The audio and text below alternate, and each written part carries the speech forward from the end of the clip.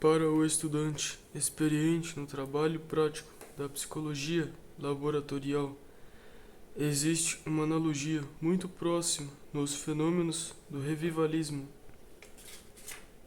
e da sugestão hipnótica. Em ambos os casos, a atenção e o interesse são atraídos pelo incomum. O elemento de mistério e admiração é induzido por palavras e ações calculadas para inspirá-los. Os sentidos são cansados pela fala monótona em tom impressionante e autoritário. E as sugestões, enfim, são projetadas de forma mandatória e sugestiva, familiar a todos os estudantes da sugestão hipnótica. Os sujeitos, em ambos os casos, são preparados para sugestões e comandos finais, recebendo antes sugestões menores, tais como levante-se ou olhe para esse lado, no caso da hipnose e no caso de revivalistas. Todos aqueles que pensam isso e isso, levantem-se. E todos que estão querendo se tornar melhores, levantem-se. Dessa forma, os sujeitos impressionáveis são acostumados à obediência às sugestões em etapas fáceis. E por fim, a sugestão dominante. Vá em frente, por este caminho, em frente. Vá, eu digo, vá, vá, vá. Que faz com que os que ficam impressionados pulem em pé e avancem. É praticamente a mesma na hipnose e no revivalismo sensacionalista.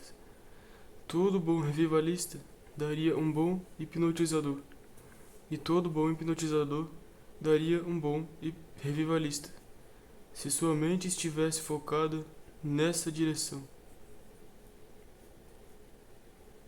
No revivalismo, a pessoa que faz a sugestão tem a vantagem de quebrar a resistência da audiência, incitando seus sentimentos e emoções.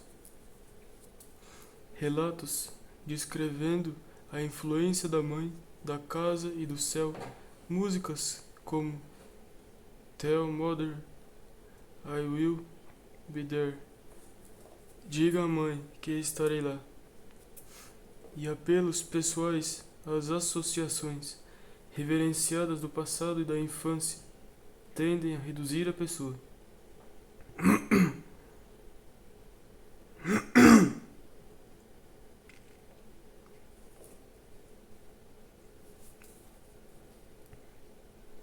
Ao estado de resposta emocional, tornando-a mais suscetível a sugestões fortes repetidas ao longo da mesma linha.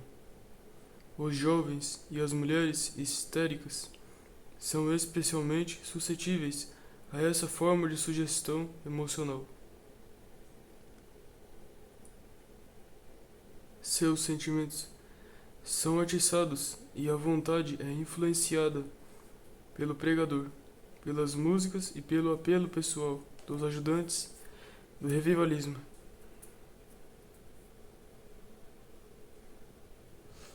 As memórias sentimentais mais sagradas são momentaneamente despertadas e antigos estados mentais são reinduzidos. Onde está meu menino errando esta noite? Faz brotar lágrimas em muitos, para quem a memória da mãe é sagrada, e a pregação de que a mãe está habitando em um estado de felicidade no céu, barrado ao filho não convertido, a menos que ele professe a fé, serve para levar muitos à ação. O elemento de medo também é invocado no revivalismo, não tanto quanto antigamente. É verdade, mas ainda em considerável medida, e de modo mais sutil. O medo da morte súbita, sem estar convertido, paira sobre a audiência, e as perguntas: por que não agora? Por que não hoje? São acompanhadas pelo hino. Por que você espera, querido irmão? Como diz Frederick Davenport, é bem sabido que o emprego de imagens simbólicas aumenta imensamente a emoção da audiência. O vocabulário dos revivalistas tem imagens em abundância: a cruz, a coroa, anjos, inferno, céu.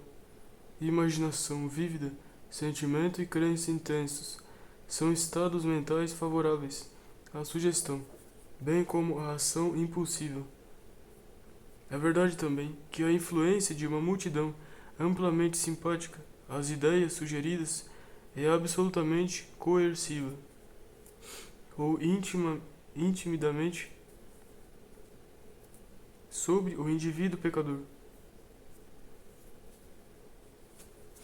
Existe uma considerável quantidade de conversão resultante inicialmente dessa pressão social, e que pode nunca ir muito além disso. Por fim, a inibição de todas as ideias estranhas no ambiente é encorajada nos encontros revivalistas, tanto pelo pregador quanto pelo discurso. Existe, portanto, extrema sensibilidade à sugestão. Quando a essas condições de consciência negativa da audiência soma-se um pregador de elevado potencial hipnótico, como John Wesley ou Charles Finney, ou que possui apenas uma personalidade totalmente persuasiva e magnética, como George Whitefield, a influência que pode ser facilmente exercida sobre certos indivíduos de uma multidão se parece muito com algo anormal ou completamente hipnótico. Mesmo quando esse ponto não é alcançado, ainda existe uma dose de sugestionabilidade aguçadíssima, embora normal, a ser levada em conta. As pessoas que mostram sinais de ser influenciadas são então trabalhadas pelos revivalistas ou seus ajudantes. São incitadas a se render à vontade deles e deixar tudo para o Senhor, dizem eles. Entregue-se a Deus agora, neste exato minuto. Apenas acredite agora, e você pode ser salvo. Você não vai se entregar a Deus? Etc. São exortadas, abraçadas, recebem orações e toda a arte de sugestão persuasiva, emocional, é usada para fazer o pecador render-se. Em A Psicologia da Religião, Edwin Diller Starbuck relata uma série de exemplos das experiências de pessoas convertidas em revivalismo. Uma pessoa escreveu o seguinte: minha vontade parecia inteiramente à mercê de outros, particularmente do revivalista M. Não existia nenhum elemento intelectual. Era puro sentimento, seguido de um período de êxtase. Eu estava determinado a fazer o bem e era eloquente ao incitar outros. O estado de exaltação moral não continuou. Foi seguido de uma completa recaída fora da religião ortodoxa. Davenport tem o seguinte a dizer em resposta à alegação de que os velhos métodos de influenciar convertidos do revivalismo desapareceram junto com a teologia tosca do passado. Dou especial ênfase ao assunto aqui, porque enquanto o emprego do medo irracional no revivalismo desapareceu em grande parte, o emprego do método hipnótico não desapareceu. Em vez disso, houve um recrudescimento e um reforço consciente deste, pois o velho suporte do terror se foi, E nunca é demais enfatizar que tal força não é de forma alguma espiritual, em qualquer sentido elevado e puro, mas é de veras estranha, psíquica e obscura. E o método em si necessita ser muito refinado antes que possa ser de qualquer benefício espiritual. É absolutamente primitivo e pertence aos aspectos animais e mais instintivos de fascínio. Essa forma nua e crua de hipnotismo é empregada pelo felino sobre o pássaro indefeso, e pelo curandeiro índio sobre o devoto de dança dos fantasmas. Quando usado, como tem sido com frequência, em criancinhas, por natureza altamente sugestionáveis, não tem justificativa e é mental e moralmente prejudicial no mais alto grau.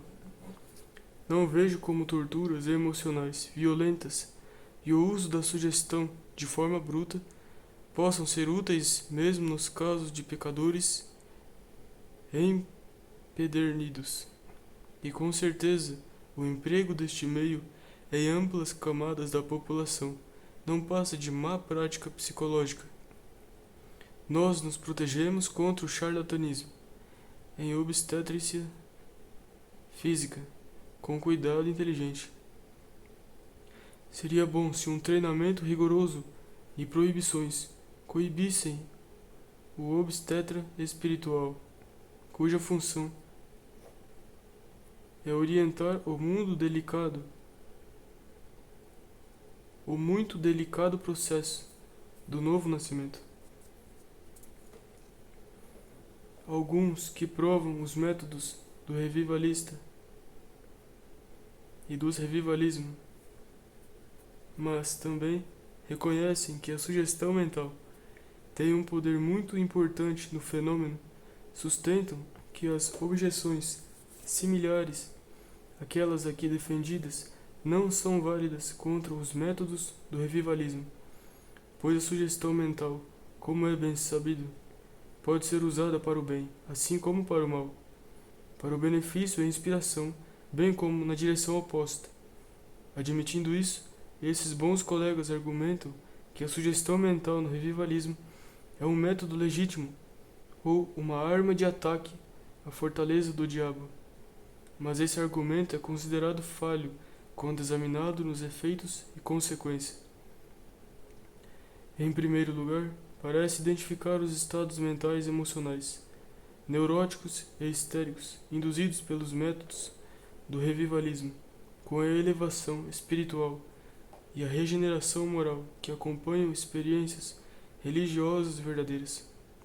Procura colocar a falsificação em paridade com o genuíno, o brilho maligno dos raios da lua psíquica com os raios revigorantes e animadores do sol espiritual.